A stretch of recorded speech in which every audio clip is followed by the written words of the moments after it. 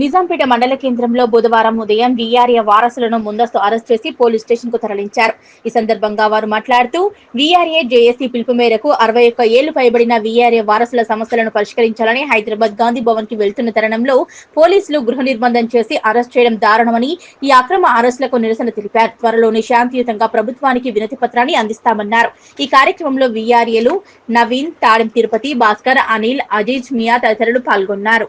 VRA 61 above వారసుల తరపు నుంచి గాంధీ భవన్లో రిప్రజెంటేషన్ ఇద్దామని చెప్పేసి ఈరోజు మేము జేఏసీ తీర్మానం చేసింది.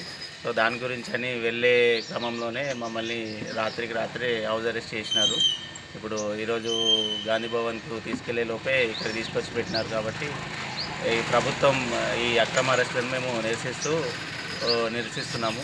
సో అందుకని చెప్పేసి మళ్ళీ మేము రేపు ఏదైనా కార్యాచరణ ఉంటే మేము ముందుగా వీళ్ళకు రిప్రజెంటేషన్ ఇచ్చి మేము వెళ్తామని చెప్పేసి మేము చెప్తున్నాం.